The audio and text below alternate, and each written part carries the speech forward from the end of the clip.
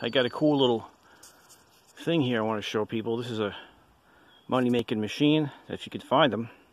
This is a Rayco 1636A. It's actually the guy that invented the first stump grinder in the world, that no one ever had them. They came out in 1978. This is like from like 1990. It's from the New York City Department of Parks. I got it at an auction. It has like 1,000,000 hours on it.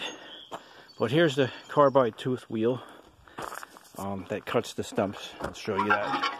I'll give you an instrument. See, it turns this way with the 36 horse motor with a big chain in here. Sprockets to a big belt to the engine. This is a V4. Some of you new kids maybe didn't saw these. These are Wisconsin air-cooled V4 motors that were really popular up till the past, I don't know, maybe 10, 15 years ago. They kind of disappeared, but they run really good. I got a bunch of old ones laying around, parts and pieces. They made V4s, V2 cylinders, air-cooled, very simple. You just keep good oil and keep them going. They just keep running, and they're air-cooled. Here's the hydraulic controls. Like this is swing, left, right. This is boom up and down. And this is, that hitch telescopes out like 8 feet. So as you're going, you back up to the stump and you feed in by moving back like this with this handle and swing back and forth and cut. And this is the PTO. Actually slides the entire motor as a clutch, like the old days in the farm equipment. So it has a hydraulic system in it. I'll show you this side too. And this thing, I think I paid like $1,500 for it about 10 years ago. It needed a sprocket. That's all it needed.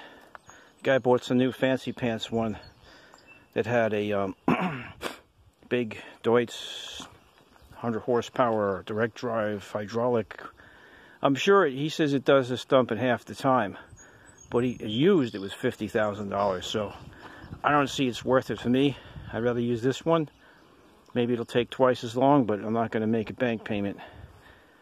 This one's paid for itself probably 10 times already. It's going to go up to it's in Virginia now. I'm going to take it back to New York because there's a lot of people want to rent it up there. A lot of work going on for some reason. People are locked in their homes looking at their yards and this and that. So anyway, this is a cool little machine if you've ever seen one of these. Rayco was the one that invented them, and they're a big company now. They make some amazing, awesome machinery. Deforestation machineries and grinders. Anyway, so I'll start it. You can hear it run. Ready? Like an airplane. Contact.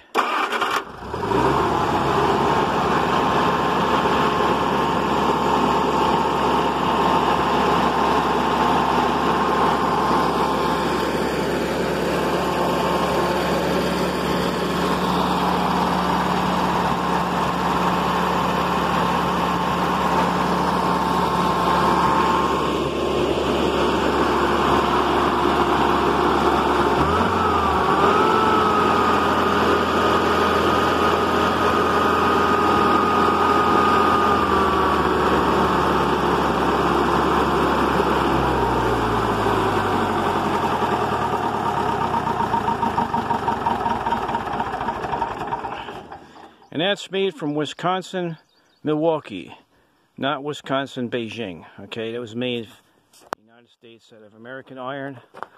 Back in the day when they made stuff like this and this, that would last pretty much your whole life if you took care of it, like the farm equipment. Very simple. Most people can repair them. No computers and modules and plastic junk. Not that all that's bad, but anyway, so this thing burns a little oil. But what do you expect? One cylinder, I think it's this cylinder. I got to take that plug out and sandblast it once in a while. Probably warn that one cylinder. So when it eventually starts to knock and get bad, I'll just take her down and rebuild it. Some of these had the Deutz 2-cylinder air-cooled motor, but they were really loud and good motors, but it's too loud. You need to go deaf at the end of the day with the knock sound. And that thing runs beautiful. I started it the other day. Touched the key. It sounds like a cuckoo clock. It's like such a cool motor. But I got the bearing coming for this drive, for the chain. And I got to fix this chain. I'm going to cut all them teeth off, the bolts. Take the teeth off and evenly space them around with new bolts. and put carbide, well, hard face welds in the holes. I don't plan on cutting rock, just to do occasional trenches. But everything on this thing's working. I'm going to clean it up. I'm going to matching tire. That's got to go to match that. And my nephew painted. And, you know, for something, it's a handy little machine. Alright, so, anyway, we're here in the oddball equipment paradise, as they call it. Oh. Yeah, I have one more thing I want to show. This jack. There it is. That jack is a Lincoln jack from like the 1950s. It's a 30-ton. No one wanted it because it's so heavy. You got to keep it. Two guys got to pick it up.